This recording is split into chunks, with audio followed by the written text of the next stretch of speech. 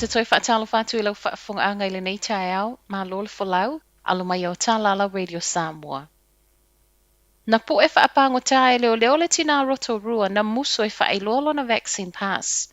O le tina le nei na iei faatasi masana wall fale ainga le Our House I le po le asolulu, ma o lea ua ia toe faalau I loe lungo le TikTok le mea na tupu.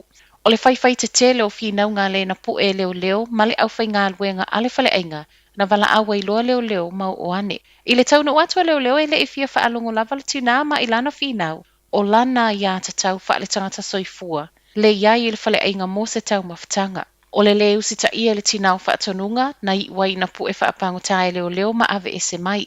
Wa le fia fia le pūlenga o le fale ainga o no le whaawhainga tai ma ngā luenga alana au whai ngā luenga. Le ini mo lianga ua whaia ua na o le lapta inga muli muli ma le tusi ua whaasa ia ma le fale ainga.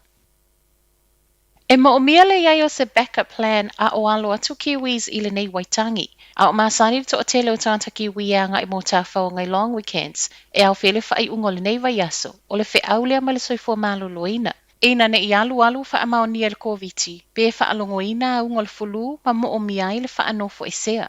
O suinga e au fia le tau whaopopo whale whaamautu wai. Ai mai seo le suinga o tonu. I lunga le upenga tawha ilangi le soifua malo loina o lo ta wai.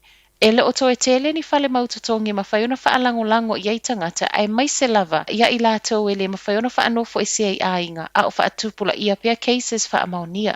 Sa wai ma le tala e le tatau I tangata o lo o maua ia ungo le fulu o na whewai.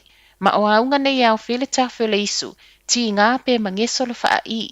Ua toe whaamanatu mai ei fo ia tautua na scan le COVID tracer app.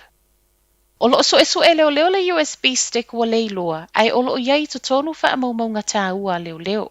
O le so e le pulenga tuto o tasi o loo iloiloina au na ngā leoleo po le IPCA le nei mata upu. Ma o loo so e se mata upu o soli ei tū la fono e le tatau na faailoa ina faamtalanga. O USB stick e tele ina faonga ina I ngā luenga I to tonu le ofisa. Ma ele I whaia fo I te password e malu pui ai. Ai mai le pūlenga, o le USB stick sa le tatau lava na ave esea mai le ofisa. O lo iei tonu whaasea o mata upu e sifuru maltasi. A awhia I tangata ta ito o tasi e sifuru malwha. Whaapei masui o le au whai ngā luenga. E pei o ata CCTV, whaamtalanga na Pu'e ina, whaapea makopi o faamaumauga teu. Whaato e sei mal pūlenga tuto o tasi I tangata ua awhia. E tolu Siaki Rapid Antigen Test e tui nātu I tangata taunuu mai pe a toe a matatatala tua oi e o ma ave a inga. O la so nafi whaamanino mai ei step o le a talatala maali ei tua oi o Niu Sila. Ma a o fia fiai au satalia leo le a amata mele whai ungo le nei masina. O leo le a maua fo I Siaki le to ai taunuu mai e whaonga a o faanofoesea I a inga. E tatauna whaonga nei Siaki le aso mua a solona limanga I le asolona ono. A o leisi tasi e wha leoleo.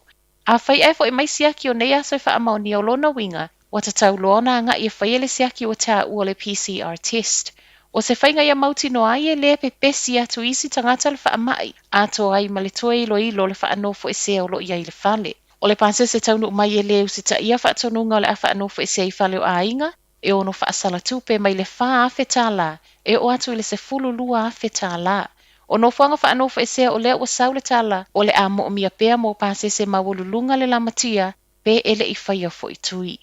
Whai watu I se tala mai I ngā lue ngā lofa Niu Sila mo Tonga.